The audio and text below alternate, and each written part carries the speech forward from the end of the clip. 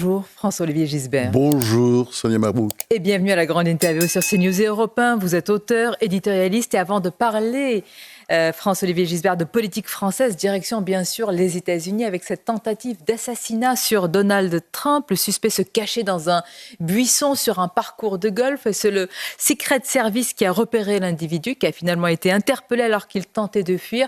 Donald Trump a réagi. Quelle image a-t-il aujourd'hui? Celui d'un miraculé qui résiste à tout, à 2 tentatives d'assassinat. Ouais, c'est très bon. Lors de la première tentative, je ne sais pas si vous vous souvenez, mais enfin, il avait réagi avec beaucoup de classe. Les Américains adorent ça, le côté cow-boy, héros. Et puis là, apparemment, c'est un vrai professionnel avec un fusil d'assaut à 400 mètres. Enfin, c'était quand même très sérieux. Alors, on attend la suite de l'enquête, mais je pense que c'est bon pour lui, évidemment, parce que ça fait baraka. Vous savez, ça me rappelle un peu un personnage qui était complètement mythique, d'ailleurs, dans le monde arabe, qui était Yasser Arafat. Le nombre de tentatives d'attentats auxquels il avait échappé, je ne sais pas, c'était en dizaines, je ne vais pas dire en centaines, mais c'était juste incroyable. Donc là, évidemment, ça n'est pas mauvais pour lui. La campagne avait tendance à patiner un peu pour Trump, et là, je pense que ça va l'aider. En France maintenant, François-Olivier Gisbert, le gouvernement Barnier est en cours de constitution et de finalisation cette semaine. Il se hâte lentement. Hein. Oui, il se hâte lentement, c'est joliment dit. Comment vous le décririez, Michel Barnier, vous qui avez côtoyé quasiment tous les politiques? Il tient beaucoup à ses terres savoyardes, on le dit, évidemment enraciné, un montagnard très loin de la communication. Oui, absolument. C'est monsieur anti-com, c'est le contraire de Macron. Hein. Faut dire que Macron, c'est du champagne. Enfin, c'était très pétillant au début du premier quinquennat. Et maintenant, on peut pas dire à la fin, il y avait plus de bulles, hein, carrément. Même ça tournait un petit peu au vinaigre. Et puis là, c'est de la camomille. Hein, ou de la verveine, je ne sais pas. Alors, il va peut-être mettre un peu de caféine dedans, Barnier, mais c'est vrai que c'est un tempérament radicalement différent. Très sérieux, expérimenté, respectable, pas de casserole, enfin, vous voyez, et puis, voilà, c'est quelqu'un qui avance. Après, il faudra pas qu'il se trompe, et notamment dans la formation du gouvernement, je pense qu'il est très important dans la situation où il est, c'est-à-dire avec une majorité, enfin, même pas une majorité relative, enfin, quand on regarde l'Assemblée, on a l'impression qu'il n'y a pas de majorité, il faut vraiment qu'il ait des têtes d'affiche, enfin, qu'il soit appuyé par des gens costauds. S'il essaie de jouer, de préparer par exemple 2027 en mettant que des hommes à lui, ça va pas le faire. Tête d'affiche des gens costauds, ce sont les conditions de la réussite pour vous? Moi je pense que la situation est catastrophique. À quoi qu'il arrive, quel que soit le choix de l'équipe, non, c'est pas ça. La situation économique est catastrophique. N'oubliez jamais, Macron, qu'on appelle dans le Midi d'ailleurs souvent Machiavellou, ou Machiavellon, c'est marrant. Mais Macron, si vous voulez, il s'est endetté pour rester, il s'est endetté pour faire plaisir. Enfin, il a endetté la France, parce que c'est pas lui qui l'a endetté, c'est 1200 milliards sur les 3200 milliards d'endettement que nous avons, la France. Il a fait plus d'un tiers. C'est le problème le plus sérieux, c'est le défi le plus grand qui nous fait face? Non, parce qu'on fait comme si c'était pas important. Mais c'est fondamental. Si vous voulez, la France est fragile. La France est, je veux dire, dans la situation de la Grèce aujourd'hui, la Grèce d'il y a quelques années, c'est pas aussi grave. La France est dans la situation de la Grèce, mais oui, mais c'est pas si grave. Dépossession et au bord du gouffre. Non, on peut s'en sortir justement, mais c'est pour ça qu'il a absolument pas le droit à l'erreur. Et je pense que quand on dit souvent qu'on est en 1958, c'est une phrase qui revient souvent, mais c'est vrai qu'on l'est. C'est-à-dire, et là, qu'est-ce qu'il a fait de Gaulle?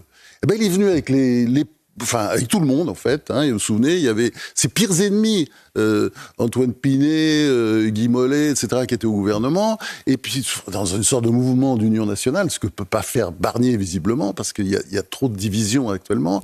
Et je pense aussi que les gens ne ressentent pas assez la gravité de la situation. C'est-à-dire le bilan de Macron... Qui la ressent, François-Olivier Gisbert, aujourd'hui? Et est-ce que Michel Barnier aura les coups des franches par rapport à Emmanuel Macron lui-même?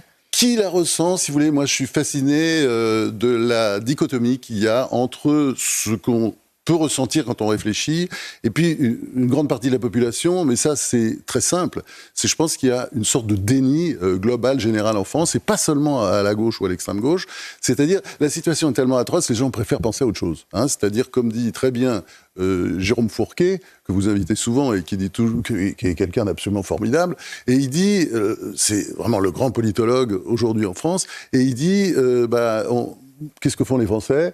Ils font des déjeuners en famille avec des barbecues et ils essaient de penser à autre chose. Très bien, pardonnez-moi, par exemple, prenons un exemple précis et un domaine précis, l'immigration. Est-ce que les peuples, les populations n'ont pas compris d'instinct ce que les gouvernants ou certains gouvernements n'ont pas encore compris? Quand vous interrogez les Français majoritairement, et quelles que soient leurs convictions politiques, ils vous disent c'est un véritable défi. Est-ce qu'aujourd'hui, au contraire, les populations n'ont pas compris ce que les gouvernements, parfois pressentent et n'osent pas dire? Ce que vous dites, qui n'osent pas dire, enfin, ils sont lamentables. Ils sont lamentables, ils ont peur. Mais oui, ils ont peur, les Français. Regardez Macron sur l'immigration, mais c'est effrayant. Parce que c'est très simple, l'immigration. Moi, je suis partisan de l'immigration. La France est une terre d'immigration. Vous regardez n'importe quel livre. La France est une terre d'immigration. Mais oui, c'est une terre d'immigration. Bon, on pourrait refaire l'histoire, c'est ce qu'avait dit Emmanuel Macron. Mais non, mais il a raison là-dessus. Il a raison de temps en temps, notamment quand il dit ça. Mais simplement, aujourd'hui, c'est du délire. Puisque nous sommes quand on regarde les chiffres, par exemple, les titres de séjour, les premiers titres de séjour, on est déjà à plus de 300 000. Vous rajoutez les demandeurs d'asile, on est à 120 000. Enfin, on est à peu près à 450 000 par an avec en plus, parce qu'on l'oublie toujours, les clandestins. Les clandestins, d'après Gérald Darmanin, c'est entre 600 000 et 900 000. C'est-à-dire, vous pouvez rajouter peut-être encore quelques 100 000. Hein. Bon. Mais alors, que vous voyez un faire? peu, ça veut dire une ville, ça veut dire 500, 600 000 immigrés en plus chaque année. Mais c'est du délire. Mais alors que faut-il faire, François Lévy-Gisbert? La France est un pays qui assimilait autrefois.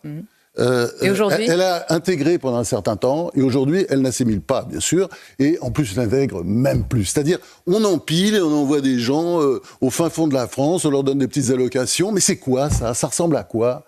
Ça peut pas marcher. Mais face à ces défis immenses, quel Michel Barnier aura-t-on? Est-ce qu'on aura le Michel Barnier de la primaire de la droite qui a affirmé qu'il fallait un moratoire sur l'immigration? Mais il avait raison. Est-ce qu'on aura un Michel Barnier qui va devoir réaliser un consensus peut-être mou? Eh ben, le problème, si vous voulez, c'est que de toute façon, il peut pas gouverner, vraiment. Ça va être très compliqué. Mais la situation est grave à tout point de vue. Elle est grave sur le plan... les deux grands sujets, mais il y en a d'autres aussi. Hein. Il y a évidemment la dette dont on parlait. Il y a le problème de l'immigration. Il y a le problème aussi, il faut parler aussi, qui est fondamental, qui est la désindustrialisation. La France, enfin, est l'un des pays les plus désindustrialisés d'Europe, d'ailleurs le plus désindustrialisé d'Europe, avec la Grèce. Mais si on vous écoute... ces imbéciles de politicards aussi nous ont expliqué pendant des années, c'est pas grave, l'industrie, mais non, on va faire à la place, ça va être le tertiaire. Mais le résultat, c'est quoi? Si on vous écoute, il lui faudrait 10 ans, Michel Barnier, pour redresser tout cela. Marine Le Pen lui donne 10 mois avant une prochaine dissolution. Elle exagère ou elle est lucide? Vous savez, je crois qu'avec une volonté très forte, on peut faire des choses. Et puis la France, il y a de l'énergie, parce que la France n'est pas morte, elle n'est pas finie, et elle peut réagir un temps que ça, en fait. Et je pense que c'est ça qu'on attend tous, c'est-à-dire quelqu'un qui donne une ligne et qui ait du courage, enfin du courage. C'est-à-dire que vous savez très bien que quand vous regardez, par exemple, le schéma de 1958, pourquoi ça a marché? Parce que De Gaulle a fait un plan de rigueur, mais extrêmement violent, le plan Rueff-Pinet, bien connu. Et ensuite, qu'est-ce qu'on a eu? Qu'est-ce qui s'est passé en France? Vous avez une croissance de 5, 6, il avait les mains libres, De Gaulle. Courage et liberté. Est-ce que Michel Barnier, sans doute, peut-être, a-t-il, on l'espère, du courage, aura-t-il la liberté, les coups franches, selon vous? Là, si vous voulez... Par l'eau, il est quand même limité par Emmanuel Macron. Vous avez raison, il faudra qu'il s'affranchisse un peu de Macron. C'est-à-dire quoi? Rompre évident. Avec le macronisme? Rompre, si vous voulez. Mais non, mais le problème du macronisme, de toute façon, il a besoin, évidemment, des voix macronistes, mais les voix macronistes, elles sont passées chez Attal et Philippe. Plutôt enfin, les deux, d'ailleurs, hein, parce que ce sont les deux, voilà, ils sont déjà là. C'est le problème de la France. Vous savez, on vit une sorte d'américanisation de la vie politique. Tout est de plus en plus rapide. L'élection présidentielle a à peine lieu. On pense déjà à la suivante. Ça, c'est à cause de nous, d'ailleurs. La réduction du mandat parlementaire de 7 à 5 ans, c'est très mauvais du point de vue de la politique. On le sent, on le voit bien. Et puis, vous savez, l'absence de vision, l'absence de long terme. Et puis, en plus, on a tendance à élire, disons, des présidents très court-termistes, comme l'actuel. Il y en a un qui... Court-termiste, c'est-à-dire on ne voit pas plus loin que le bout de son nez. Il y en a un qui cherche à voir un peu plus loin que le bout de son nez, ou en tous les cas à voir la gauche différemment. C'est François Ruffin qui a été hué, vous l'avez remarqué évidemment, François-Olivier Gisbert à la fête de l'UMA, pour avoir dénoncé la vision racialiste et communautariste de Jean-Luc Mélenchon. Je voudrais citer cette phrase dans son livre, je cite, « Quand je tombais sur un noir ou un arabe, dit-il, eh bien je sortais le tract en gros, la tête de Mélenchon et c'était le succès assuré ». François Ruffin dénonce ce que vous-même ou d'autres disent depuis longtemps, c'est-à-dire finalement le choix du communautarisme électoral de Jean-Luc Mélenchon. Je vois que ça vous fait sourire. Je le dis à nos auditeurs d'Europe 1 qui ne voient pas votre sourire sur CNews. Il découvre la lune. Mais il le dit. Oui, il le dit, mais enfin bon, on le sait tous, on l'a tous vu. Et c'est évidemment vrai. C'est-à-dire que lui reprend un discours, mais enfin, il aurait pu le faire avant aussi. C'est-à-dire que c'est quoi la gauche ? C'est quoi la gauche en Europe ? La gauche, ce sont en général les classes laborieuses, les ouvriers. Aujourd'hui, c'est, hélas pour la gauche, c'est souvent le Rassemblement national. Elle a laissé toutes ces classes laborieuses, elle les a laissées au Rassemblement national. Parce qu'au fond, elle a tout abandonné. Elle a abandonné la valeur travail, elle a abandonné le patriotisme, elle a abandonné la sécurité. La gauche, finalement, elle s'est intéressée qu'aux bobos. La gauche Mélenchon. Oui. La gauche, non. Je dirais la gauche aussi, la gauche socialiste. Souvenez-vous, il y a eu le fameux François Hollande, hier, a déploré les limites de la radicalité mélenchoniste. Oui, mais attendez, c'est pas la radicalité, il s'adresse en fait, regardez d'ailleurs qu'est-ce que c'est les mélenchonistes, et puis d'ailleurs une partie de la gauche socialiste, souvent des gens, des enfants dont les parents sont un peu friqués, vous voyez, c'est pas... D'ailleurs, regardez comment votent les quartiers riches, c'est vrai aussi à Paris comme à Marseille, c'est-à-dire, il y a vraiment... oui, c'est une façon de voir les choses, de toute façon on s'en fout, c'est pas grave, on s'amuse.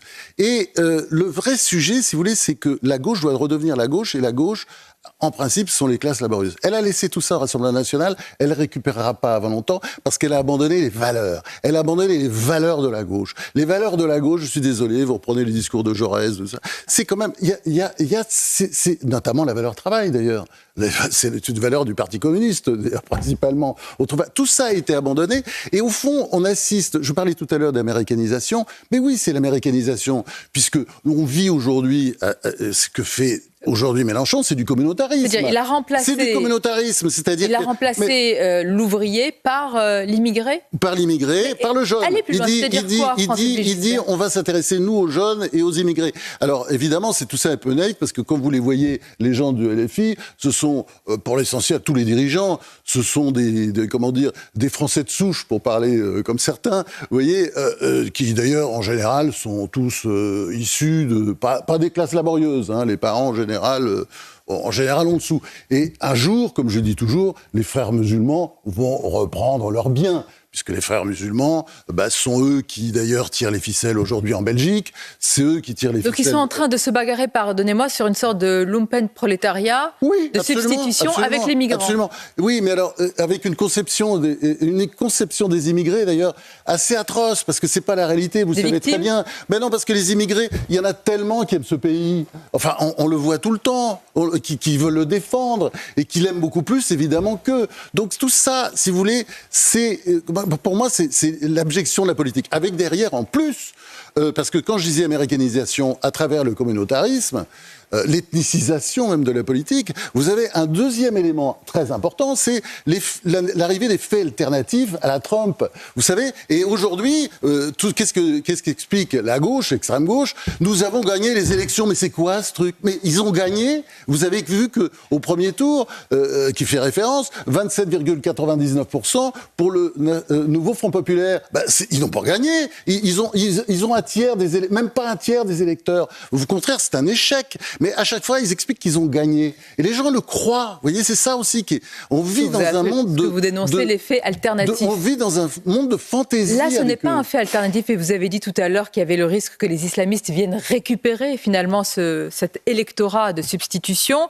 C'est ce qui s'est passé dans les rues de Paris avec un appel à l'intifada. On a beaucoup parlé sur CNews et Europe 1. On n'en a pas beaucoup parlé dans les médias. Hein, et puis d'ailleurs, les politiques n'ont pas beaucoup réagi. Un appel à l'intifada quand même. Parce que c'est un appel à l'intifada à Paris, devant une foule assez importante, par Elias Damzaleh, mais de toute façon, c'est pas son vrai nom, donc il a un pseudo, il s'appelle de son vrai nom d'ailleurs, Zarelli. Fiché S, une enquête a été ouverte. Fiché S, bien entendu, très copain avec tous les gens de LFI, Thomas Porte, Rima Hassan, Ercilia Soudé, enfin tout ça sont ses amis. Et d'ailleurs, il y en avait quelques-uns il y avait Louis Boyard, le célèbre Louis Boyard qui était là, je crois, à cette manif. Et donc, il lance un appel appelle à l'intifada. Et l'intifada, attention, c'est intéressant, l'intifada, vous savez ce que ça veut dire en arabe, ça veut dire soulèvement. Et bon, c'est évidemment, ça s'est répandu beaucoup du côté de la Palestine contre Israël. Et l'intifada, c'est la guerre, hein, c'est un soulèvement qui se fait à coups de pierre, à coups d'armes à feu, etc. Et là, qu'est-ce qu'il dit ? Il dit...